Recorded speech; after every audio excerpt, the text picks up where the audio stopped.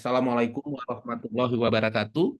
Salam, Om Waalaikumsalam. Swastiastu, Nama Budaya, salam kebajikan, dan salam sehat selalu untuk kita semua. Terima kasih teman-teman udah join di pagi hari yang luar biasa ini ya. Di NQA Webinar yang kita lakukan setiap Sabtu jam 9.30 sampai dengan jam 11.30 ya.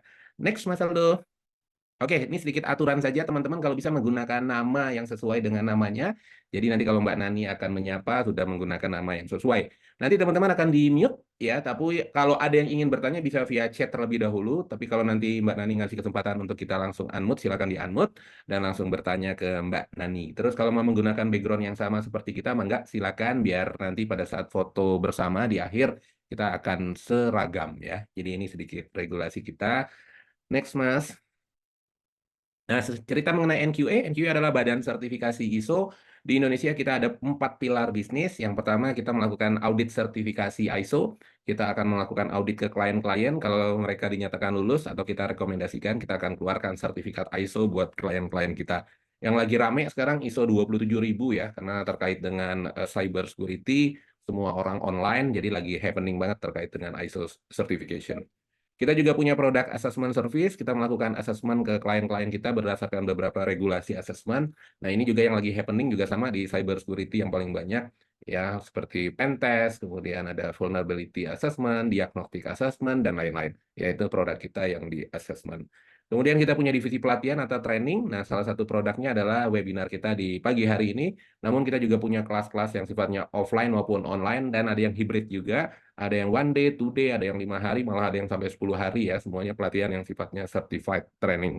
Terakhir kita punya divisi software atau divisi improvement, di mana kita jualan software aplikasi yang sifatnya untuk menunjang klien-klien kita untuk lebih baik lagi, lebih ke productivity software. Jadi ada beberapa software yang kita ageni dalam rangka ingin membantu klien-klien kita supaya bisa improve ya. Ini bisnis utamanya NQA di Indonesia. Kemudian kita udah 36 tahun lebih di bisnis ini, kita punya klien lebih dari 55.000 sertifikat yang udah kita keluarkan. Kita beroperasi di 100 negara di seluruh dunia. Jumlah karyawan kurang lebih ada 1.000 dan hasil survei kepuasan pelanggan mereka juga cukup happy dengan layanan yang diberikan oleh NQA. Oke. Nah, saya perlu informasikan yang pagi hari ini, event kita pagi hari ini free alias gratis alias tidak berbayar. Jadi welcome teman-teman untuk ngajak yang lain, tinggal share linknya ke anak, ya, ke sahabat dan lain-lain karena ini topiknya bagus ya. Jadi bisa di-share ke siapapun. Jadi tidak berbayar alias free. Namun, ada namunnya kalau teman-teman ingin mendapatkan sertifikat seperti yang di kanan, kemudian ingin mendapatkan materinya, karena materinya isinya nanti daging semua, dan ada 2 free e-book yang teman-teman bisa miliki, ya, yang related dengan topik kita di pagi hari ini. Ada sedikit investasi, investasinya nggak besar, hanya dengan 150.000 saja. Teman-teman udah bisa dapat sertifikat, kemudian materi, kemudian 2 e-book, ya, ada 2 e-book yang kita berikan. Caranya tinggal foto barcode-nya, ada barcode di depan, di foto, nanti teman-teman akan kesambung ke Mbak Siva atau ke Mas Aldo. Oke, next. Nah, ini 2 e-booknya ya, related ke materi kita hari ini. Ada 2 e-book yang teman-teman bisa peroleh dengan berinvestasi sebesar 150.000 tadi ya. Next. Oke, nah ini topik kita yang luar biasa di hari ini. Pembicaranya juga luar biasa. Ada Bu Nani. Bu Nani sudah ready. Kemudian judul yang kita akan bahas ini terkait dengan transisi menuju posisi manajemen. Bagaimana mempersiapkan diri menjadi seorang manajer yang membumi ya. Ini istilahnya membumi itu apa? Kita simak ya. Apa yang akan di-sharing oleh Mbak Nani. Kita sebut event kita ini berbagi ilmu atau sedekah ilmu. Silakan Mbak Nani. Terima kasih Mas Novian. Bismillahirrahmanirrahim. Assalamualaikum warahmatullahi wabarakatuh. Salam Waalaikumsalam. sejahtera untuk kita semua. Selamat pagi semuanya. Ini kesekian kali saya diberi kesempatan oleh NQA untuk berbagi insight, berbagi pengalaman. Jadi mungkin ada beberapa dari Bapak dan Ibu, teman-teman sekalian yang sudah pernah bertemu dengan saya. Senang sekali bisa bertemu kembali. Dan mungkin juga ada beberapa yang baru bergabung dan baru bertemu dengan saya, menjadi satu kehormatan dan peluang buat saya mengenal teman-teman yang hadir di sini. Apa yang kita bicarakan 1,5 sampai 2 jam ke depan ini tidak lain adalah bicara tentang the way, bicara tentang jalan, ya. Dan yang kita bicarakan tentang the way atau jalan itu, saya mengusungnya adalah jalan yang efektif. Percuma kalau kita bicara jalan yang bertele-tele gitu, karena sekali lagi kita berhadapan pada situasi kondisi yang semuanya tuntutannya pengen cepat gitu ya, pengen lihat hasilnya segera gitu ya. Maka kata efektif ini adalah kata yang paling bisa mewakili bagaimana kita bisa dengan tepat gitu kan ya, menemukan cara yang bisa memenuhi apa yang kita inginkan gitu. Coba kita lihat berikutnya ini Mbak Aisyah ya. Yang dimaksud dengan membumi setelah saya telusuri gitu ya dari penelusuran Google gitu kan ya, ternyata ada kata yang buat saya bermakna sekali ya. Membumi itu mengandung unsur realistis. Membumi itu juga mengandung unsur bersahaja. Jadi apa yang tadi teman-teman sudah sampaikan itu masuk ke dalam kelompok ini tuh, bersahaja. Bersahaja itu ternyata kalau kita lebih dalam lagi kita untuk maknai adalah tidak berpura-pura menjadi lebih baik dari yang sebenarnya. Ya, jadi artinya tidak berpura-pura itu ya, jujur aja kalau kita nggak tahu ya nggak tahu gitu. Tapi justru dengan membumi kita merasa bersyukur karena kita jadi tahu dari pihak lain. Itu bayangan saya gitu ya. Jadi bersahaja itu tidak pura-pura menjadi lebih baik dari yang sebenarnya. Kemudian dari kata membumi ada unsur praktis. Dari kata membumi ternyata ada makna pragmatis. Setelah saya kaji lagi, pragmatis itu apa sesungguhnya? Ternyata pragmatis itu adalah sesuatu yang sering dikaitkan dengan langkah-langkah atau proses yang berorientasi pada hasil yang bisa langsung dirasakan dan bermanfaat bagi banyak pihak. Oleh karena itu, ketika kita coba gabungkan makna manajer membumi, maka buat saya, manajer membumi adalah manajer yang bertindak realistis dan bersahaja dengan pemikiran yang praktis dan pragmatis. Gitu. Kira-kira Mas Novian atau Mas Aldo, coba kita tanya kepada teman-teman, apakah definisi ini sejalan nggak dengan mereka punya persepsi? Manajer yang membumi adalah manajer yang bertindak realistis dan bersahaja dengan pemikiran yang praktis pragmatis. Coba boleh nggak sumbang sarannya dari teman-teman atau komentarnya Oke, atau boleh di-unmute ya, Bu. kesetujuannya? Bu Nani, kita boleh unmute ya, yang mau ada komen ya. Boleh, boleh, boleh, Oke, boleh. teman-teman, apakah ada yang Senang ingin sekali. komen terkait dengan definisi yang sudah dijabarkan? Manajer yang membumi adalah manajer yang bertindak realistis dan bersahaja dengan pemikiran yang praktis dan pragmatis. Ya, monggo silakan yang ingin unmute langsung kira-kira sepakat nggak? Atau mungkin ada yang kurang atau ingin menambahkan atau udah cukup dan lain-lain? Silakan di unmute dan input diberikan ke Mbak Nani. Silakan. Pak Ari menulis manajer yang smart, Bu. Ya, Ya, ada tambahan oke. smart. Kemudian Menarik juga smartnya huruf besar tuh. Kenapa smartnya huruf besar? Biasanya itu menggelitik. Kok bukan huruf kecil, tapi huruf besar gitu. Kira-kira kenapa? ya, mungkin karena ini inisial, mungkin ada kepanjangannya, Ya, itu yang perlu marknya. kita cari tahu tuh. Ya, Siap. apalagi tadi bersahaja itu sesuatu yang seolah-olah kita tahu, padahal nggak tahu. Makanya ada keinginan, rasa ingin tahu gitu. Nah, ini yang satu bentuk contoh konkret bahwa manajer yang membumi itu salah satunya adalah kalau nggak tahu ya tanya gitu loh. Ya kalau nggak tahu ya tanya gitu. Tapi tidak pura-pura tahu gitu kira-kira. Jadi smart itu kira-kira apa? Mungkin ada definisi tertentu atau memang smart dalam arti pintar? Silakan Pak Ari, mungkin bisa bantu Pak Ari, di unmute saja Ya, langsung. Silakan Pak. selamat pagi Mas Novan dengan hari ini. Monggo Pak Ari. Smart itu saya lebih ke spesifik, measurable, achievable, relevant, on time bound goals-nya. Lebih ke situ. Oke. Berarti manajer yang membumi itu manajer yang punya concern yang begitu tinggi terhadap pencapaian goals. Bisa dikatakan begitu nggak, Mas Adi? Ya, kira-kira seperti itu, Bu. Oke, baik. Oke. Ada thank you, Mas. Oke. Ada yang lain? Ari. Terima kasih. Thank you Mas Ari. Sama-sama Mas Novan. Monggo, ada yang lain silakan. Atau ini Pak Firman, ada bisa di unmute mungkin Pak Firman. Ya, selamat. Assalamualaikum warahmatullahi wabarakatuh, Pak Novian. Waalaikumsalam. Monggo, monggo Pak Firman.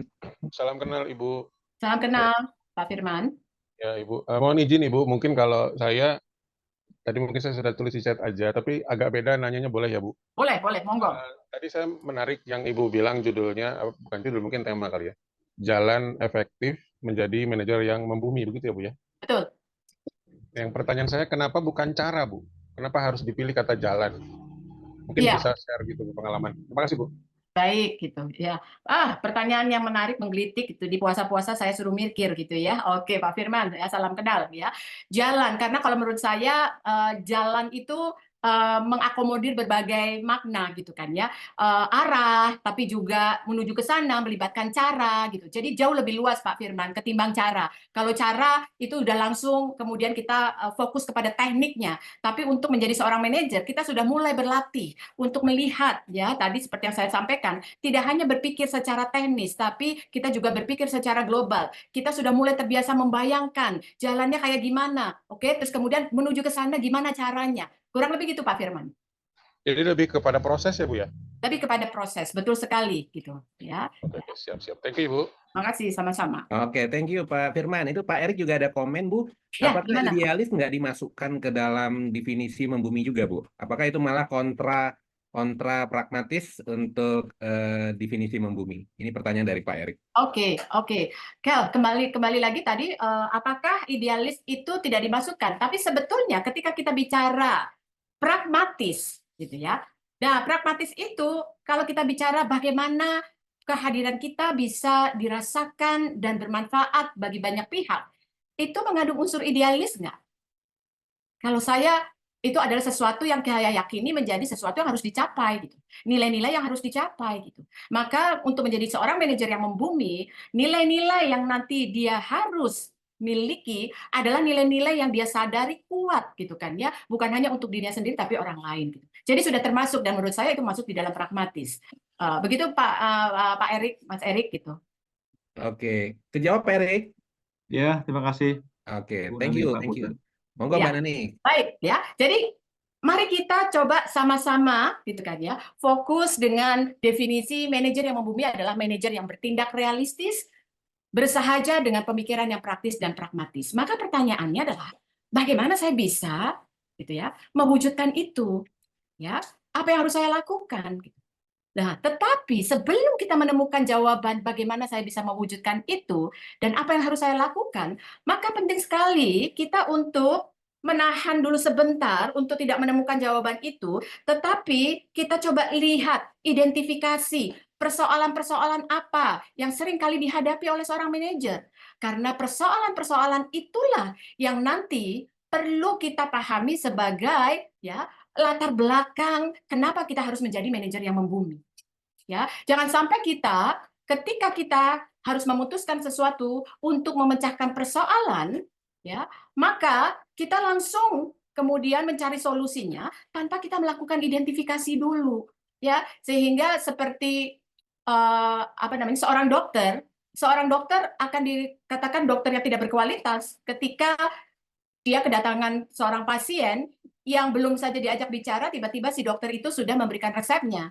Ternyata resep yang yang diberikan adalah resep yang salah karena sesungguhnya dia pusing bukan karena mungkin masuk angin atau flu, tetapi sebetulnya setelah ditanya-tanya, kalau dia mau bertanya, si dokter ini mau bertanya, pusingnya itu disebabkan karena apa? Ternyata sakit gigi, gitu ya. Nah, ketidaklengkapan ya si dokter di dalam menggali bertanya gitu, maka membuat tindakan atau pengambilan keputusannya menjadi tidak tepat gitu kan. Nah, ini juga yang nanti harus kita biasakan ya. Sebelum kita tahu jawabannya, sebelum kita bisa mengarahkan anggota tim kita, dia harus melakukan apa untuk mencapai sesuatu yang lebih baik, maka yang harus dilakukan oleh seorang manajer adalah melakukan identifikasi. Oke, maka marilah kita lakukan identifikasi. Kenapa harus menjadi manajer yang membumi? Lewat persoalan-persoalan klasik yang sering kita hadapi. Kalau kita bisa melihat dari hasil riset saya tentang ya tantangan manajemen gitu ya, itu kurang lebih ada 12 yang umum gitu. Yang pertama adalah ini pasti kita semua akan menghadapi ketika menghadapi produktivitas menurun, berarti manajemen kita di-challenge gitu. Ya, peran kita tuh di-challenge bagaimana produktivitas tim itu bisa meningkat di bawah pengelolaan saya gitu kan ya. Keterbatasan staff ini sering sekali ya kita menghadapi itu atau kita dengar gitu ya dari unit-unit lain gitu. Berarti ini yang harus dipecahkan. Gimana caranya mengatasi keterbatasan staff ini gitu. Kemudian kesenjangan komunikasi, kerjasama tim yang buruk. Nah, kesenjangan komunikasi, kerjasama tim yang buruk gitu ya. Ini lagi-lagi bersumber akan persoalan komunikasi. Oke. Oleh karena itu penting sekali kita punya kemampuan berkomunikasi yang efektif. Dan berkomunikasi yang efektif menurut pengalaman pribadi saya harus masuk kekuatan mempersuasi. Karena komunikasi efektif akan menjadi jargon, akan menjadi teori saja ketika kita tidak memiliki di dalamnya daya mempersuasi, daya mempengaruhi. Tekanan terhadap kinerja, tekanan tidak terhadap kinerja, ya ini tidak boleh kemudian dijadikan beban diri sendiri. Ya, karena kita sudah masuk ke dalam struktural di mana kita mengelola satu unit, satu tim, satu divisi, maka tekanan terhadap kinerja ini yang harus dibagi. Dan bagaimana cara membaginya? Ya, Anda harus melakukan yang namanya clear communication. Pertanyaannya adalah gimana cara clear communication? Ya, bisa jadi menurut pengalaman saya, orang mengatakan banyak, saya sudah melakukan clear communication, tetapi ketika saya gali, saya explore, ternyata clear communication yang efektif itu berbeda sekali dengan apa yang saya maksud dengan yang dilakukannya. Struktur yang tidak jelas, ya, persoalan tentang mengelola waktu, deadline, ya, ini akan berhubungan sekali dengan kapasitas diri kita. Oleh karena itu penting sekali kita untuk mengetahui kapasitas kita. Dukungan yang tidak memadai. Berarti kalau dukungan tidak memadai, berarti Anda harus cari cara. Gimana caranya bisa mendapatkan support itu? Kemudian ada rasa skeptis, rasa curiga, bawaannya nggak yakin terhadap anggota tim Anda, gitu kan ya. Itu juga yang nanti harus dicarikan solusi sampai kepada menghadapi karyawan yang sulit, gitu kan ya. Kemudian melakukan transisi dari rekan kerja sampai kepada mengelola dan bahkan berhadapan dengan budaya yang tidak kondusif. Inilah yang kemudian kenapa kita harus jadi manajer yang membumi. Pertanyaan saya, kira-kira kalau Anda ya punya satu jawaban yang hanya terdiri dari tidak lebih dari 4 kata, kira-kira apa jawabannya? Bagaimana menjadi manajer yang membumi? Apa jawabannya? Hanya 4 kata saja. Tolong tulis di chat ya teman-teman. Jadi gimana cari bisa menjadi manajer yang membumi untuk menghandle ada 12 tantangan yang luar biasa ini. Silakan tulis di chat teman-teman. 4 kata saja.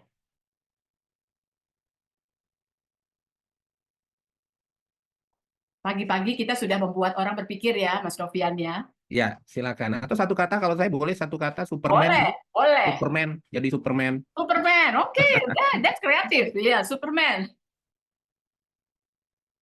Ini Mbak Uci udah bilang komunikasi efektif yang solutif. Oke, komunikasi efektif solutif. Silakan kalau ada yang lain mau nambahkan. Adaptasi, kreatif, inovatif, dan komunikasi yang efektif. Baik. Kalau Pak Ari, skill dan kompetensi. Skill dan kompetensi. Monggo, silakan teman-teman. Untuk menghadapi 12 tantangan yang paling umum, paling sering terjadi saat ini, kira-kira skill apa yang harus dimiliki atau apa solutifnya, ya kira-kira.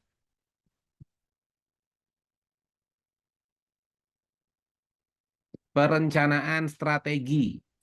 Ini dari Mbak Vini, kemudian luwes. Wah, ini gampang banget. Satu kata, luwes. Luwes. Oke. Pak Agus, monggo. Silakan teman-teman yang lain. Masih ada? Oh, walk the talk. Pak Walk Didit. the talk. Oke. Oke, kemudian tambahan lagi dari Pak Ari, filosofi gelas Gelas kosong. kosong. Oke, good. Thank you Mas Novi atas bantuannya teman-teman. Terima kasih. Satu lagi ada open mind nih, Mbak. Open minded. Oke. Oke, thank you teman-teman. Iya. Ya. Menurut saya semua jawaban benar. Dan semua jawaban yang diberikan oleh teman-teman nih Mas Novian sangat memperkaya sekali untuk menemukan jawaban itu. Jadi, jawaban saya yang kontekstual ya, itu yang kita cari, yaitu tidak lain adalah gimana caranya saya bisa menjadi manajer yang membumi adalah jadilah manager as a leader. Ya, silakan Mbak Isa. Jadi jadilah manager as a leader. Itu jawabannya. Oke. Nah, untuk bisa mengkonkretkan itu, maka banyak faktor-faktor yang harus kita berikan perhatian, yang harus kita pertimbangkan, dan untuk selalu kita fokuskan, dikembangkan dari waktu ke waktu, ditingkatkan dari waktu ke waktu. Karena menjadi manager as a leader tidak bisa diciptakan dalam satu malam. Tetapi untuk menjadi manager as a leader butuh proses yang berkelanjutan pengembangannya. Oleh karena itu, waktu saya ditunjuk oleh pemegang saham saya untuk mengelola organisasi ini, dan saya diminta untuk masuk ke dalam jabatan struktural, nggak ada satupun dari mereka yang memberitahu kepada saya, apa sih itu manager as a leader? Nggak ada. Maka gak heran ketika saya kemudian merasakan ketika mendapatkan amanah baru, saya merasa berada di dalam hutan penuh belantara, hutan belantara yang begitu banyak jalan, begitu tertutup jalannya gitu ya, begitu kacau saya mau kemana, bingung dan sebagainya. Ya, jadi nggak ada satupun dari mereka yang kemudian menjelaskan kepada saya apa itu manager as a leader. Ya, tapi kemudian dengan learning by doing saya, dengan kemudian upaya pembelajaran saya dari waktu ke waktu, saya akhirnya ketemu dengan persona global, saya akhirnya diberi kesempatan untuk menikmati solusi-solusi yang diberikan, gitu kan ya. Maka saya menjadi sekarang itu merasakan manfaatnya. Nah, kalau di era sekarang ada jalan yang sangat praktis, nggak usah kemudian semuanya atau anggota tim saya ataupun teman-teman yang baru ditunjuk gitu ya harus mengalami hal yang sama seperti saya. Itu kan akan sangat sayang karena kita menjadi orang-orang yang tidak berubah. Kita masih berada dalam pattern yang sama gitu. Oleh karena itu, izinkan saya ini memberikan beberapa insight-insight yang nanti silahkan monggo perdalami masing-masing oleh Bapak dan Ibu sekalian yang bisa digunakan untuk kepentingan diri sendiri atau bisa kemudian ditularkan kepada anggota timnya. Yeah. Nah, maka untuk bisa memaknai manager as a leader gitu kan ya, yuk kita ambil atau kita analogikan kepemimpinan yang nanti harus dimiliki oleh seorang manajer itu kepemimpinan yang seperti apa gitu ya. Bapak dan Ibu sekalian, gitu. Pasti di antara Bapak dan Ibu senang sekali menghadiri satu konser gitu kan ya, konser musik gitu kan ya, atau menghadiri satu acara orkestra gitu kan ya. Maka saya ngambil analogi dari kepemimpinan itu dalam situasi sebuah orkestra. Silakan Mbak Isa. Jadi kepemimpinan ini bisa dianalogikan dengan sebagai situasi orkestra yang menggambarkan di dalamnya itu penuh dengan upaya-upaya keselarasan dalam kehidupan bersama. Ya. Nah, keselarasan dalam kehidupan bersama itu kalau kita bicara tentang kepemimpinan, maka ada 3 faktor di situ. Ada pemimpin, ada orang yang dipimpinnya, dan ada situasi kepemimpinan. Oke. Maka dari ketiga faktor ini, kita bisa melihat yang paling dominan faktor itu adalah pemimpin, karena dia yang harus punya komitmen. Dia harus punya konsistensi, kedisiplinan yang bisa mendorong ya upaya untuk keberhasilan, dan keberhasilan itu yang ingin dicapai adalah kebermanfaatan kesejahteraan bersama. Coba Bapak dan Ibu teman-teman bayangkan ketika kita menghadiri satu orkestra gitu ya. Ternyata posisi dari saya suka kebalik tuh ngomong dirigen gitu sama dirijen. Mas Novian suka begitu nggak? Dirigen itu kan orang yang Mas Novian orang yang memberikan tanda gitu kan ya, kapan naik turunnya, kapan kemudian musik itu bermulai, berlangsung dan sebagainya. Kalau kita perhatikan posisinya dia ada sedikit naik nggak kira-kira? Ya.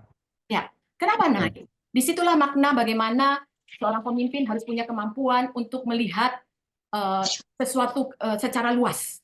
Gitu ya, sesuatu secara luas, dan sesuatu yang secara luas ini bisa ditangkap ya oleh orang-orang yang dipimpinnya ya, yang biasanya kita hanya fokus kepada mikro gitu kan ya. Maka disinilah kemudian bicara tentang kepemimpinan, kita harus melakukan transisi ya dari mikro menjadi berpikiran luas gitu ya. Tetapi berpikiran luas ini juga harus disertai dengan kemampuan kita berpikir secara detail gitu ya. Nah, dari orkestra yang begitu banyaknya melibatkan alat musik dan kepiawaian dari masing-masing pemain alat musik, ternyata di bawah kepemimpinan seorang dirigen, maka bisa menghasilkan alunan musik yang begitu cantik. Dan alunan musik yang begitu cantik ini ternyata bisa dinikmati oleh banyak orang. Dan ketika masing-masing menikmati alunan musik yang begitu cantik, tiap orang bisa menghasilkan manfaat yang berbeda-beda.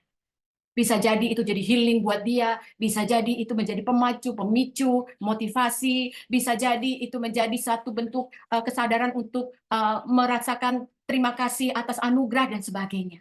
Luar biasa sekali. Jadi Itulah yang nanti kita bisa menjadi manajer yang membumi kalau kita bisa memposisikan diri kita sebagai seorang leader. Jadi manager as a leader. Visinya tidak lain adalah kehadiran Anda diminta oleh perusahaan untuk menciptakan keselarasan di dalam organisasi. Oke. Sebagai manager as a leader, Anda harus memberikan perhatian kepada dua faktor.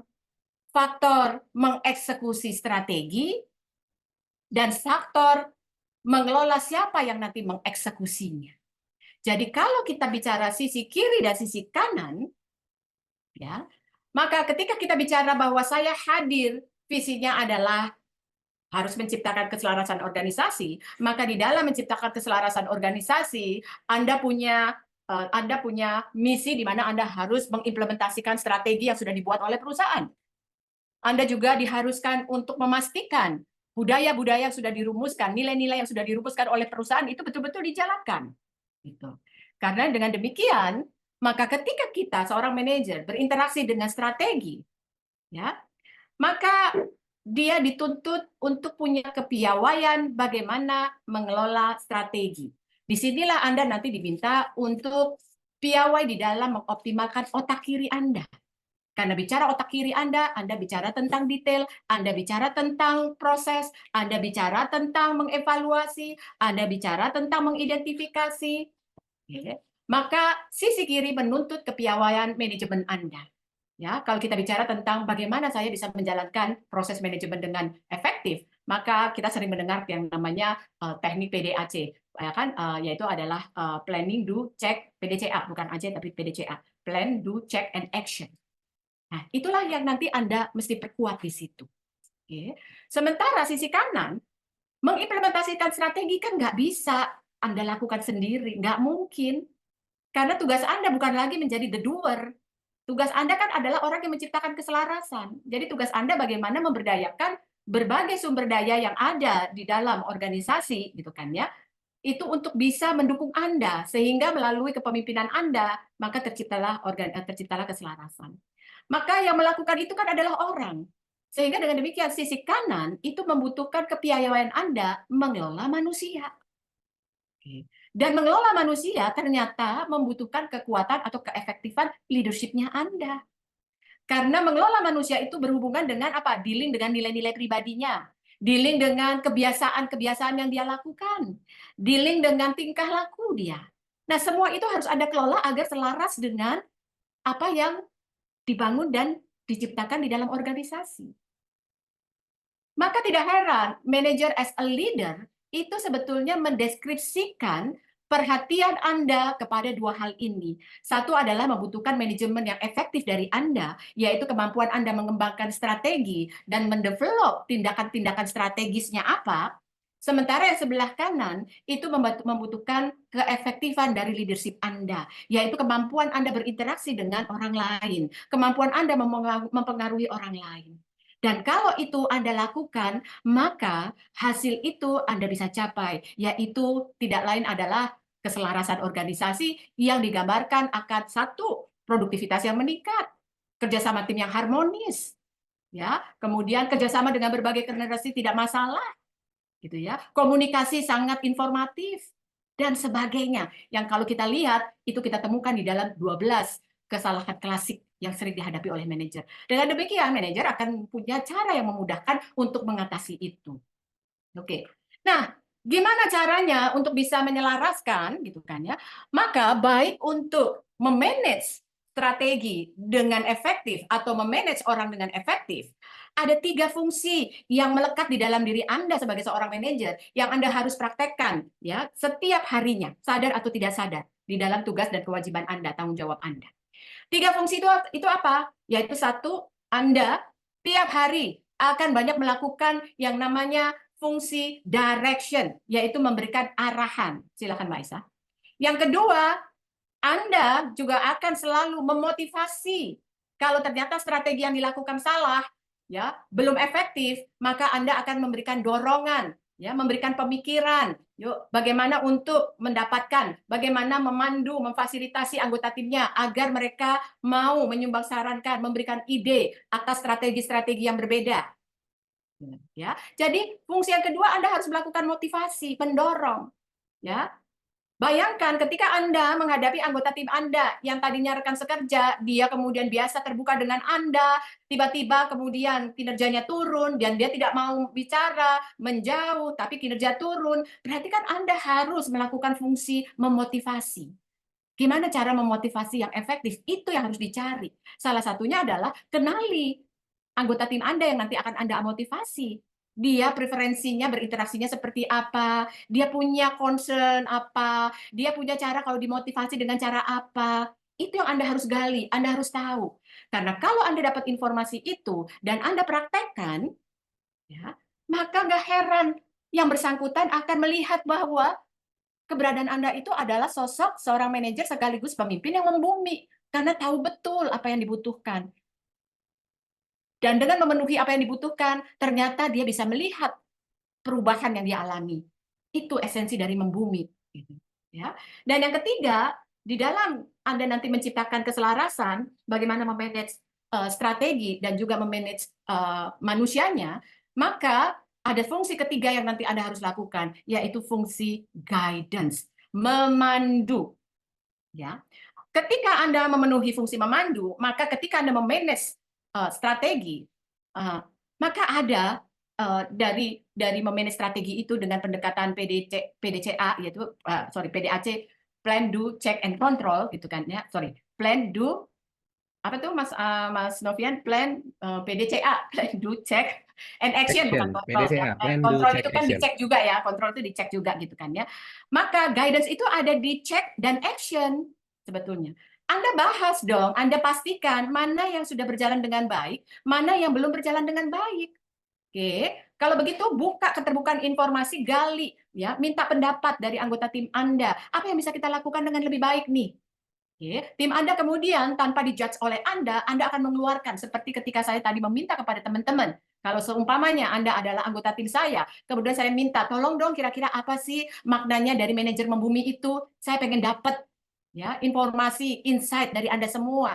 Tapi saya tidak menjudge itu baik atau buruk, tidak.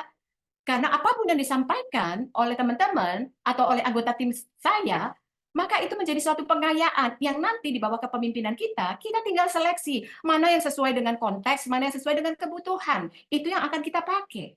Setelah itu, kemudian kita kasih kesempatan teman-teman untuk mengimplementasikannya. Ketika diimplementasikan, ternyata membuahkan hasil yang baik, membawa kemajuan, berarti fungsi guidance kita berjalan. Demikian juga pada waktu kita berhubungan dengan manusia. Oke, ketika kita sedang menjalankan peran kita melihat anggota tim kita datang terlambat terus. Dan terlambatnya itu memang tidak mempengaruhi kinerja, tetapi mempengaruhi budaya. Budaya yang harus dibangun secara kondusif di dalam perusahaan. Nah, ini tidak bisa dibiarkan oleh Anda. Maka dengan demikian Anda harus melakukan yang namanya fungsi guidance. Apa yang Anda harus lakukan? Anda panggil dia. Tapi cara manggilnya itu ada seni. Anda harus punya keterampilan. Anda harus punya kompetensi bagaimana memberikan masukan yang tidak mendemotivasi. Bagaimana memberikan masukan yang tidak menjatuhkan harga dirinya. Bagaimana memberikan masukan yang tidak menyudutkan dia. Agar dia tetap mau kemudian menjalankan perubahan dan memberikan hasil yang baik. Nah, direction, motivation, and guidance itu adalah fungsi leadership-nya Anda. Sementara kiri dan kanan itu adalah kemampuan manajerialnya Anda. Satu digunakan untuk memanage strategi, yang satu lagi digunakan untuk memanage manusia. Itu meaning dari manager as a leader. Jalan untuk menjadi manajer yang membumi. Nah, jadi apa yang tadi disampaikan oleh Mbak Cucan gitu kan ya, itu menandakan betul bahwa kita perlu 4 kompetensi ini. Ya. Yang pertama komunikasi persuasif. Komunikasi persuasif itu komunikasi yang tadi saya bilang bisa membujuk, mengepekkan hatinya, ya. Tetapi komunikasi persuasif ini juga memerlukan kecakapan kita mengelola emosi. Padahal di dalam diri kita tuh ada yang namanya darah mendidih nih, kesel banget nih. Ya namanya manusia ya, manusiawi banget gitu kan ya. Tapi kemampuan kita mengelola emosi ini yang bisa membuat kita melakukan transisi dengan cepat dari emosi negatif menjadi emosi positif. Itu ada caranya, ada tekniknya. gitu. Sehingga ketika kita kemudian memanggil dia untuk coaching, maka proses berkomunikasinya pakai komunikasi yang persuasif dengan kematangan emosi kita, dengan kesadaran diri kita yang lebih tinggi. Jadi yang kita lihat itu bukan masalah, tapi justru yang kita lihat itu adalah ini ada konteksnya, tantangan yang kita hadapi. Kita mau cari solusinya. Apa yang bisa kita sama-sama pikirkan ya? Boleh nggak saya dibantu? That's part of manager as a leader. Jadi yang namanya kita share leadership, jangan semuanya apa-apa kita mutusin. Tapi yang namanya share leadership seperti yang tadi saya sampaikan di slide terdahulu, kita tuh sama-sama pengen sukses, makanya biarkan mereka juga bisa memberikan ide. Karena dengan memberikan ide, mereka menggunakan leadership-nya mereka, Mbak Suchan. Gitu. Oke, ya. Dan ini juga kemampuan Anda memecahkan masalah gitu kan ya, sehingga Anda mengambil keputusan yang tepat, maka Anda itu perlu kemampuan mendengarkan secara aktif. Sebetulnya konteksnya apa sih ini? Ya, tapi karena kita nggak biasa di dalam yang namanya problem solving untuk mengidentifikasikan konteks, akhirnya kita suka lompat pada kesimpulan, langsung aja ambil kesimpulan dan ini caranya yang terbaik, tapi ternyata tidak menyelesaikan persoalan yang ada. Gitu. Kira-kira gitu Mbak Suchan. Ya, so bagaimana kita memulainya? Yang memulainya yang pertama adalah silakan Mbak Aisyah. Pendekatan sistematis mengelola orang itu harus kita miliki. Oke, kalau mau mulai berlatihlah dengan siapapun juga, ada masalah atau tidak ada masalah dengan anggota tim kita atau dengan berbagai pihak, Anda selalu berkomunikasinya nanti dengan mental model yang positif. Artinya apa? Kalau berkomunikasi, jangan kebanyakan melibatkan pandangan subjektif. Jadi minimalkan judgmental Anda. Jadi saya bisa paham kalau kita terbiasa, kalau berkomunikasi, selalu kita melibatkan pandangan itu benar, itu salah, itu bagus, itu jelek, gitu kan ya, itu nggak pas, gitu ya. Oh itu pas banget, keren banget, gitu.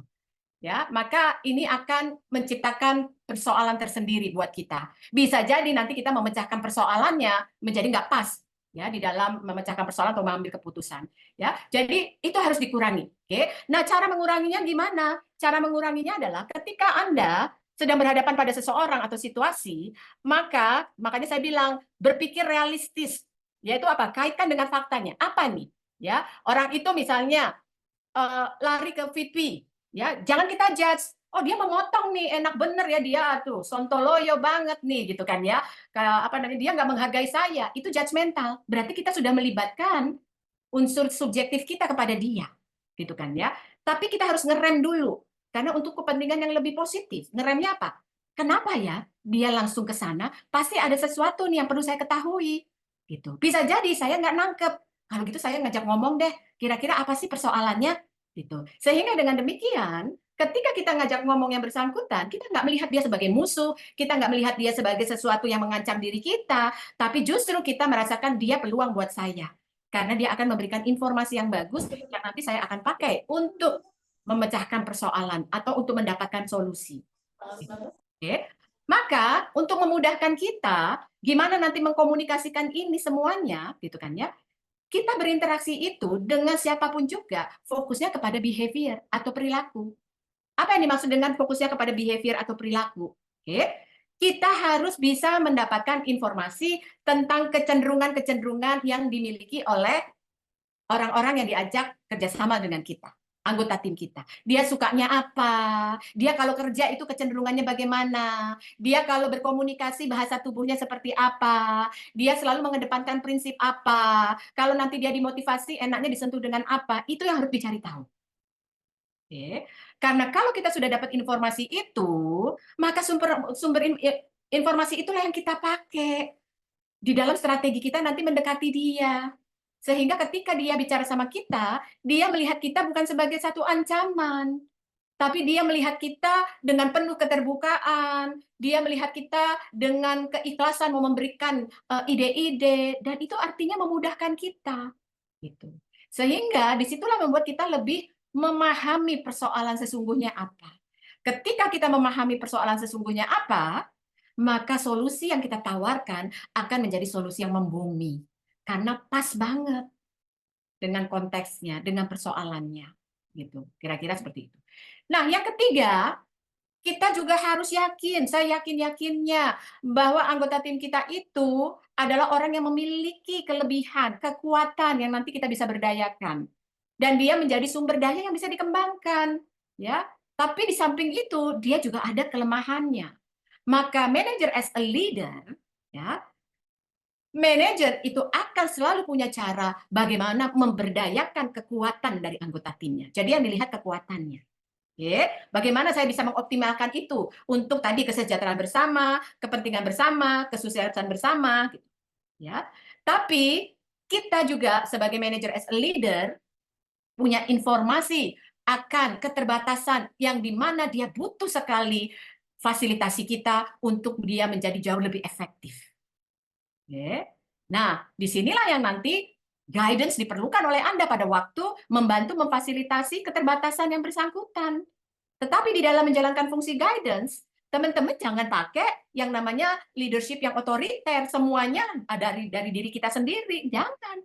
Tapi pakailah kesempatan untuk share leadership. Ya, itu ada keterampilannya juga gitu ya. Bagaimana sih share leadership ini bisa kita praktekkan gitu ya. Yang jelas di dalam share leadership butuh tingkat empati Anda yang tinggi dan butuh fleksibilitasnya Anda. Oke. Jadi di dalam yang namanya nanti melakukan ketiga fungsi by direction, motivation, and guidance, maka praktek konkret dari empati adalah listening skill-nya Anda. Keterampilan mendengarkan secara empatik, yaitu mendengarkan secara aktif. Kalau mendengarkan secara aktif, artinya kita yang jangan kebanyakan ngomong. Oke. Tugas kita cuma apa? Melemparkan pertanyaan yang strategis. Pertanyaannya dalam bentuk apa? Open-ended question. Biarkanlah anggota tim kita yang bercerita. Biarkanlah orang lain yang bercerita. Karena dengan cerita dia, kita dapat informasi yang berharga untuk kita pakai sebagai bagian dari strategi kita mau menyikapinya seperti apa. Sehingga nanti membantu kita memecahkan masalah, membuat keputusannya jadi jauh-jauh lebih membumi. Oke. Di situ juga membutuhkan fleksibilitas di dalam menjalankan tiga fungsi, direction, motivation, and guidance. Oke. Fleksibilitasnya apa saja yang diperlukan dari diri kita? Satu adalah fleksibilitas dari your paradigm, cara pandang Anda. Kalau Anda termasuk orang-orang yang fleksibilitasnya rendah di dalam cara melihat sesuatu, maka itu sama artinya Anda sedang mengalami kelumpuhan paradigma. Artinya Anda tidak akan bisa melihat persoalan itu dengan objektif. Yang selalu salah adalah orang lain. Ya, sementara saya tidak ada punya persoalan. Padahal untuk menjadi manajer yang membumi, maka pembelajaran single loop and double loop menjadi penting. Kalau single loop, yang dilihat itu adalah yang punya persoalan adalah di luar sana, gitu, orang lain. Sementara kalau double loop, dia bisa melihat dengan jelas bahwa ada persoalan yang harus diberikan perhatian, baik di luar sana maupun di dalam diri saya sendiri. Itulah yang kemudian nanti membuat interaksi menjadi jauh lebih efektif, share leadership bisa tercipta, dan akhirnya hasil yang nanti diputuskan itu menjadi hasil yang mendatangkan nilai tambah kebermanfaatan ataupun kesejahteraan. Oke, next yang berikutnya. Oke. Nah, pendekatan persona global ini sangat memudahkan saya pada waktu mengenali anggota tim saya, gitu ya. Sehingga dengan demikian saya menjadi lebih praktis, realistik, ya, dan saya bisa kemudian menyesuaikan gimana cara mendekatinya, ya. Dan saya juga bisa langsung bisa menjadi ahli nujum, gitu, karena saya tahu dia punya kebutuhan apa, dia punya prinsip itu apa, gitu kan ya. Nah, ini yang kemudian saya mendapatkan step by step-nya dari persona global, bagaimana berkomunikasi secara persuasif sehingga pada akhirnya hasilnya saya bisa mengenali seseorang itu dari gaya bersosialisasinya atau dari komunikasinya, maka dia akan punya kekuatan-kekuatan tertentu dari gaya sosialnya. Ya, kalau di dalam terminologinya persona, gaya sosial itu dikenal 4, yaitu adalah promotor, facilitator, analitik, dan controller. Jadi kalau Anda lihat di layar Anda, ternyata tiap gaya sosial, apakah promotor, fasilitator, analitik, atau controller, unik, ya, dan semuanya punya kekuatan-kekuatan yang bisa kita berdayakan di sini. Oke. Tapi kekuatan ini juga, ya, bisa kita gunakan, ya, jadi untuk bersinergi, ya, dengan yang lainnya. Ketika kita punya satu proyek di mana tekanan untuk menghasilkan kinerja begitu tinggi, maka Anda bicara dengan kelompok Anda. Dan ternyata kelompok Anda ketahui ada amati, ada yang promotor, ada yang fasilitator, ada analitik, dan controller. Maka saya akan mengambil keputusan sebagai manager as a leader adalah, controller, Anda menjadi PIC-nya ya. Anda menjadi ketuanya ya. Karena controller adalah orang yang punya natural kekuatan di dalam memastikan hasil. Di dalam memonitor progresnya. Oke, ya. Terus kemudian Anda akan bilang, controller, kalau gitu tim Anda, ya, Anda bisa ajak deh si promotor untuk brainstorming. Dia punya ide-ide yang luar biasa, yang kadang-kadang kita nggak kepikiran. Kita hanya pikirnya yang sekarang, tapi dia mampu mikir jauh ke depan. Gitu. Oke. Nanti kemudian Anda bisa menugaskan atau memutuskan facilitator. Anda boleh ya menjadi penghubung ya, karena kita nggak bisa cuman bekerja sebagai tim kita sendiri. Ya, tapi kita harus perlu dukungan dari tim yang lain. Anda punya kemampuan itu karena facilitator orang yang bersahabat, orang yang banyak temannya, orang yang hubungan dengan berbagai pihak itu positif sekali. Ya. Nah, sementara analitik Anda udah tahu, oke, analitik siap ya, tolong saya dibantu ya menganalisa hasil pekerjaan yang udah didapatkan oleh tim. That's sinergi gitu. Tapi Anda nggak bisa kemudian menggunakannya untuk mereka saling berkompetisi. Kalau saling berkompetisi, maka Anda punya standar-standar yang harus dipenuhi mereka, yang bisa jadi itu kekurangannya mereka, dan Anda nggak memfasilitasi bagaimana mengatasi kekurangan, maka jadilah mereka frustasi. Ya, nah ini yang nanti Anda harus pikirkan. Gitu. Nah, gimana caranya ketika Anda nanti melakukan fungsi guidance? Silahkan Mbak Aisyah. Ya. Fungsi guidance ini bisa Anda lakukan nanti pada waktu Anda ingin memberikan membantu meminimalkan kelemahannya masing-masing. Maka Anda harus kenali dulu nih masing-masing gaya sosial dari anggota tim Anda. Kalau promotor, ya Anda bisa lihat orangnya nggak pernah tuntas pekerjaannya, gitu kan ya. Tapi dia harus tahu. Maka gimana caranya menyampaikan feedback di mana tentang bagaimana dia bisa lebih disiplin, lebih sabar untuk mengkoreksi pekerjaannya gitu kan ya. Tapi dengan cara yang pas bisa diterima oleh promotor. Dan itu skill. Itu bisa dipelajari dan itu bisa dikembangkan. Dan itu sangat dibutuhkan oleh manajer.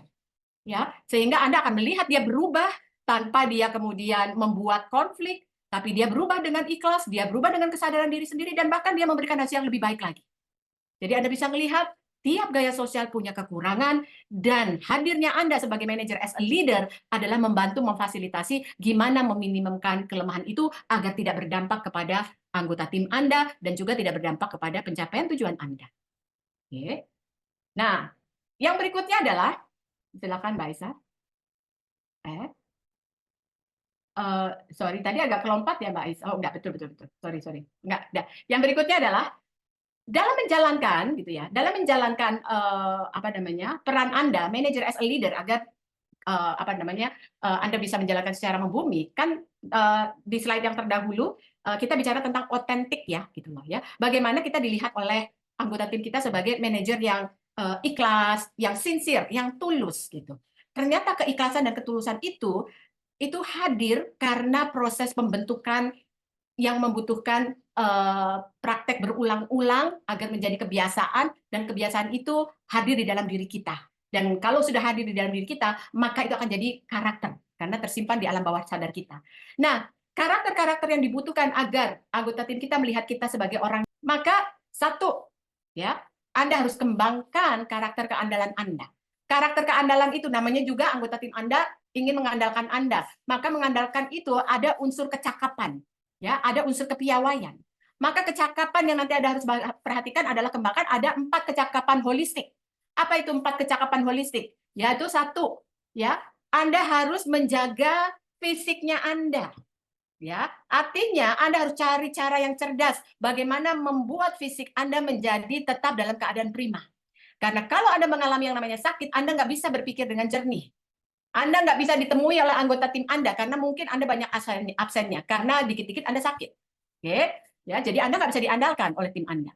Yang kedua adalah kecakapan dari pribadi Anda, yaitu kecakapan bagaimana Anda dapat diandalkan sebagai orang yang persisten, orang yang komit, orang yang resiliennya itu tinggi, gitu. Ya, nggak gampang menyerah, gitu. Sehingga dengan faktor-faktor itu, Anda dilihat oleh anggota tim Anda sebagai manajer yang memberikan vibe positif, yang memberikan pengaruh positif. Ya, banyak loh manajer-manajer yang kalau kemudian diajak bekerja sama, berkomunikasi, bawaannya ngeluh, bawaannya aduh itu nggak bisa, gitu ya, nggak mungkin. Nah, itu adalah sesuatu yang jangan Anda sesuatu yang Anda harus sadari dan harus Anda kemudian buang itu, gitu. Dan yang ketiga adalah kemampuan Anda tadi mempengaruhi orang, gitu loh. Ya, kalau kemampuan Anda mempengaruhi orang, maka anggota tim Anda akan melihat bahwa Anda orang yang bisa diandalkan, gitu. Karena Anda punya kemampuan. Dan yang terakhir adalah kemampuan Anda memanage bisnis dengan tentunya dengan etika atau integritas gitu ya. Anda menunjukkan bahwa Anda tidak tahu bagaimana memanage risiko, Anda tahu bagaimana mengembangkan strategi. Nah, itu adalah di bagian keandalan. Kalau Anda kembangkan diri Anda terus-menerus gitu kan ya, maka Anda bisa memiliki unsur keandalan. Keterbukaan itu tentang seberapa terbukanya Anda terhadap masukan dan mau menindaklanjutinya. Itu juga bisa dikembangkan. Dulu saya ingat sekali ya melihat rapot saya, melihat profil saya termasuk orang yang alergi kalau dikasih masukan, ya. Bawaannya udah defensif, selalu kasih alasan gitu kan ya. Dan pada akhirnya nggak mau ditindaklanjuti. Tetapi dengan seiringnya waktu dan kemudian matangnya saya karena kematangan itu didapat dengan saya berkembang, apakah secara formal maupun informal, maka keterbukaan itu masukan dari anggota lain gitu ya atau pihak lain, saya anggap itu adalah sebagai suatu rezeki ya, suatu berkah karena saya diberikan informasi yang berharga. Sehingga dengan demikian informasi itu membuat saya berpikir gimana saya juga bisa lebih baik ke depannya ya gitu. Supaya ini nggak terjadi lagi bagaimana. Itu ya. Penerimaan. Dulu saya lemah sekali di penerimaan. Yaitu apa? Saya itu orang yang nggak sabaran terhadap kekurangan orang lain. Kalau sudah berhadapan dengan kekurangan orang lain, bawaannya pasti komplain. Bawaannya pasti kasih komentar. Gitu kan ya. Nah, inilah yang seringkali membuat hubungan saya dengan pihak lain menjadi tidak positif. Atau mungkin banyak konfliknya. Ya, jadi kalau Anda sebagai manajer melatih diri untuk bisa menahan untuk tidak mengkritik, bisa membuat orang tidak minder, bisa kemudian tulus ikhlas memahami kekurangan dan kekuatan orang gitu kan ya, maka kita ini akan dilihat oleh orang lain sebagai orang yang membumi, orang yang bisa berinteraksi dengan siapa saja. Oke. Dan yang terakhir ini adalah ya karakter dari kesesuaian atau keterus-terangan. Ini menggambarkan bahwa apa yang kita katakan ya itu sama dengan apa yang kita lakukan gitu. Ya, jadi apa yang kita katakan dan yang kita maksud itu sejalan. Kita menggambarkan transparansi dan kita menggambarkan kejujuran. Kurang lebih begitu. Ya, misalnya janji meeting dengan anggota tim Anda jam 10, tapi Anda telat 15 menit gitu. Sebelum Anda memprediksikan bahwa kayaknya telat 15 menit, ya, ada cara yang lebih baik yang bisa menjaga gitu ya. Cara yang lebih baik yang bisa menjaga keterus-terangan kita adalah dengan menginformasikannya, karena itu menginformasikan itu juga menggambarkan adanya rasa menghargai ya kepada anggota tim kita, sehingga anggota tim kita melihat bahwa kita termasuk orang yang membumi. Oke? Nah, itu salah satunya dari apa yang harus kita kuatkan. Dan ketika tadi persoalannya Mbak Suchan gitu ya, bagaimana cara memecahkan persoalan yang dihadapi anggota timnya, maka ada satu siklus, yaitu proses problem solving yang Anda harus pahami. Ya, nah siklus ini adalah siklus yang dimiliki oleh persona yang menurut saya sangat simpel, cepat, dan membuat kedua belah pihak sama-sama menjadi paham, terus kemudian merasa sangat dihargai satu dengan yang lainnya, dan akhirnya mendapatkan solusi yang terbaik gitu ya. Silakan Mbak Aisyah keluarkan semua. Jadi apapun yang nanti kita hadapi dan kita ingin bicarakan, maka cara ya berkomunikasi untuk membahas gitu kan ya, untuk membahas konteks yaitu asumsi, persoalan apapun itu membutuhkan persiapan teman-teman ya, membutuhkan persiapan yaitu sebelum kita ketemu yang bersangkutan kita pahami dulu nih orangnya siapa ya, dia punya gaya sosial bagaimana, dia punya kekuatan apa, dia punya kelemahan apa, kalau diajak ngomong dia senangnya dengan pendekatan yang manusiawi atau kedinasan, dengan pendekatan yang soft atau pendekatan yang langsung. Terus kita juga sudah mendefinisikan problemnya apa. Kemudian kita minta konfirmasi, kok ada problem seperti ini, apakah demikian juga nggak dilihat oleh Anda? Setelah itu, brainstorming, Anda yang pakai empati dan fleksibilitas Anda. Anda jangan kebanyakan ngomong, biarkan dia yang kemudian menceritakan, kemudian Anda lemparkan pertanyaan lagi, kira-kira ada alternatif apa yang bisa kita coba lakukan yang berbeda, gitu. Sampai akhirnya sama-sama kemudian melakukan agreement gitu kan. Dan biasanya ketika agreement ini udah disepakati, diambil, saya biasanya akan bersabar sedikit untuk tidak segera bubar dari pertemuan itu. Tapi saya akan memberi kesempatan kepada anggota tim saya untuk coba ulangi lagi apa yang udah kita sepakati bersama. Bukan saya yang mengulangi, tetapi anggota tim saya mengulangi. Karena di situ ada maksud dan tujuannya. Apa maksud dan tujuannya? Maksud dan tujuannya adalah untuk membuat kita bisa melihat dan memastikan dia nangkep atau tidak. Gitu. Dia paham nggak dengan yang kita bicarakan? Dia tahu nggak komitmennya apa? gitu ya. Jadi dia bikin summary, dia menyampaikan, kemudian kita agree, yuk kalau gitu kita akan menindaklanjutinya kapan. Ketika menindaklanjuti, lihat ada progres, ada pertumbuhan, ada perubahan, jangan pelit-pelit atau jangan males-males Anda untuk segera memberikan recognition. Ya, recognition ini adalah recognition yang tidak selalu dikaitkan dengan uang, tapi dengan sentuhan, dengan ucapan, dengan ekspresi, itu akan sangat bermanfaat sekali. Dengan memberikan motivasi, semangat, itu juga bisa menjadi recognition. Oke, ya. Jadi dengan demikian, teman-teman, kalau kita lihat lebih jauh lagi, maka proses problem solving ini membutuhkan proses mempengaruhi atau proses negosiasi.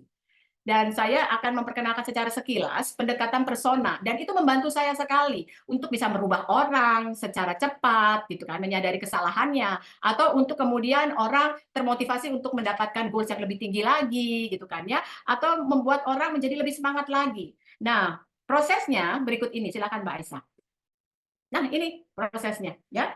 Manager as a leader, bagi teman-teman yang anggota timnya baru ditunjuk sebagai manajer, maka ya Anda perlu mengembangkan diri Anda fokusnya kepada performance leadership. Oke. Tapi kalau kita sebagai senior manager yang membawahi manajer-manajer yang sudah berpengalaman atau yang baru ditunjuk, maka fokus Anda harus Anda berikan perhatian seimbang antara performance leadership dan change leadership. Jadi performance leadership adalah kepemimpinan yang bisa digunakan untuk mengembangkan kinerja. Karena kami yakin, saya yakin, berdasarkan pengalaman saya, ketika kita ditunjuk menjadi seorang manajer, maka fokus kita adalah bagaimana meningkatkan produktivitas tim.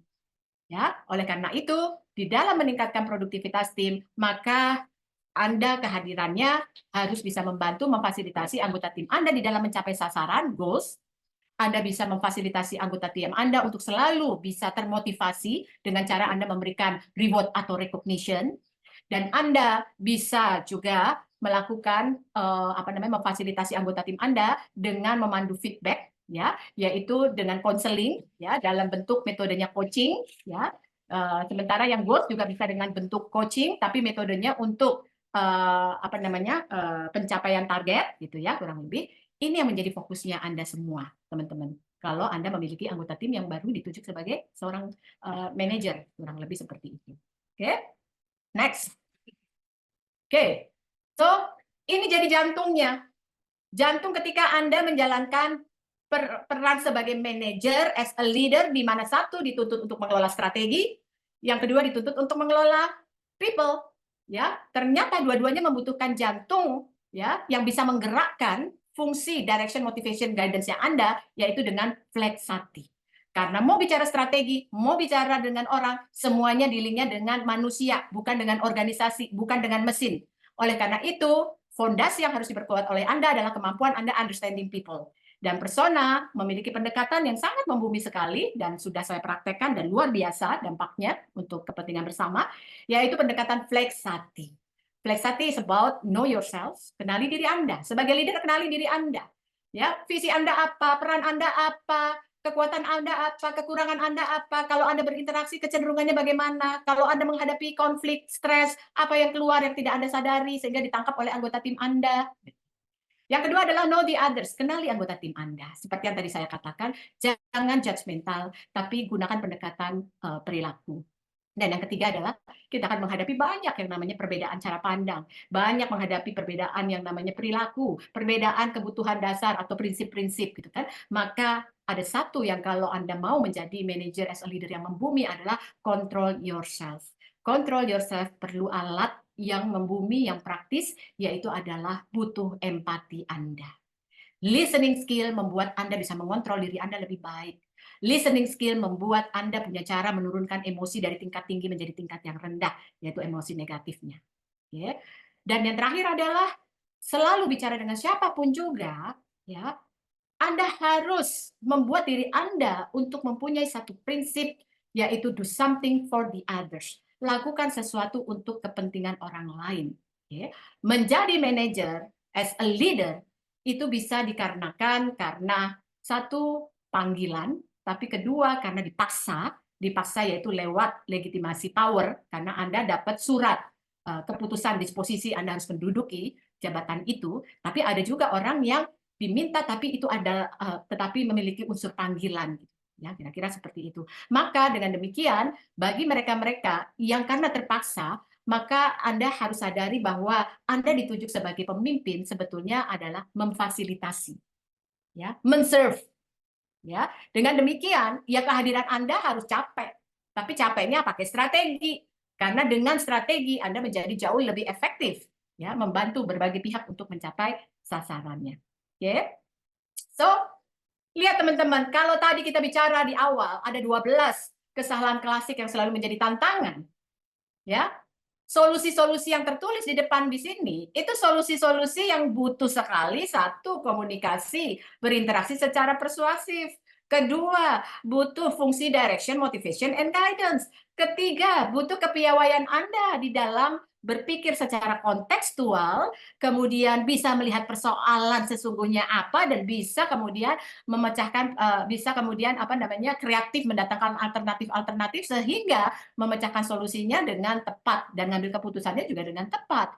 Dan yang keempat, masalah yang Anda hadapi sangat kompleks sekali. Oleh karena itu penting banget kecerdasan emosi Anda harus miliki.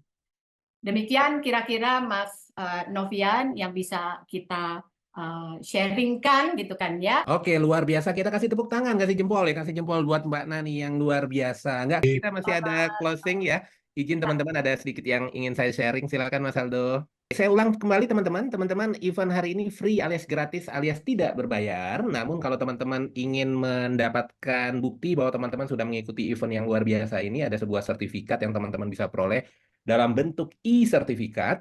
Kemudian materinya tadi kan dilihat ya, isinya daging semua, kayaknya harus dipelajari lagi tuh sambil ngopi-ngopi atau menunggu buka, itu kita bisa pelajari kembali sehingga bisa dipraktekkan. Ingat ya tadi harus dipraktekkan. Kemudian ada e-book juga. Nah, untuk itu ada sedikit investasi sebesar 150.000 jika yang berminat, tinggal foto barcode-nya, nanti teman-teman akan kehubung ke panitia. Ya, foto barcode-nya nanti akan terhubung ke panitia untuk order 3 item ini. E-sertifikat, e-material, dan 2 e-book ya. E-booknya seperti apa? Next, Mas. E-booknya ini terkait dengan career change, yang guidance-nya, kemudian ada successfully change career ya. Ini buku-buku luar biasa. Ini silakan teman-teman bisa dapati 2 e-book ini juga untuk investasi tadi ya. Oke, next.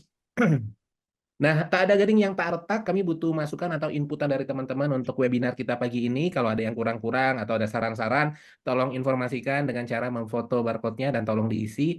Terima kasih atas feedback yang nanti akan teman-teman berikan ke kami. Silakan difoto barcode-nya dan kasih masukan ke kami untuk kami bisa melakukan perbaikan secara terus-menerus. Oke, next. Nah, teman-teman yang ingin tetap rutin mendapatkan update informasi terkait dengan kegiatan NQA, ya baik itu mengenai standarisasi atau productivity dan lain-lain, teman-teman bisa join ke NQA Indonesia Community. Kita ada WhatsApp Community, ya nanti teman-teman akan mendapatkan rutin, termasuk acara-acara setiap Sabtu, teman-teman mendapatkan update-nya secara rutin. Yang belum join, silakan join. Sekali lagi dengan cara memfoto barcode-nya, nanti teman-teman akan terkoneksi ke NQA Indonesia Community. Oke, saya rasa cukup. Terima kasih. Kita ada acara puncak yaitu foto bersama. Silakan dibuka videonya. Kita foto bersama dengan pembicara kita yang luar biasa di pagi hari ini, Mbak Nani Subato. Silakan teman-teman yang masih bisa buka. Ya, Pak Panji, thank you. Pak Puji, thank you. Silakan yang masih bisa buka. Kita buka dulu, kita tunggu Pak Sarif. Terima kasih Pak Agus. Makasih Pak Agus. Masih ada lagi yang masih buka? Pak Bambang. Oke, Pak Ari. Hati-hati Pak Ari di jalan nih kayaknya. Oke. Kemudian yang lain silakan. Oke, kalau gitu silakan Mas Aldo di foto Mas Aldo. Baik, izin untuk slide pertama. 1, 2, 3. Oke, sebentar. Tahan. Oke, kemudian untuk slide kedua. 1, 2, 3. Oke. Sudah, Mas? Sudah, Pak. Oke, thank you teman-teman. Mbak Nani mungkin ada kata penutup Mbak Nani sebelum kita selesaikan acara kita yang luar biasa di pagi hari ini. Sudah cukup. Cukup ya. Oke, terima kasih teman-teman atas kehadirannya. Mudah-mudahan sekali lagi banyak manfaat di pagi hari ini sehingga menjadi amalan yang luar biasa buat pembicara kita yang luar biasa juga, Mbak Nani Sebarto. Sampai ketemu di event NQA selanjutnya. Insya Allah kita ketemu di Sabtu depan di acara NQA webinar lainnya. Saya tutup ya dengan Terima kasih. ucapan Assalamualaikum warahmatullahi wabarakatuh.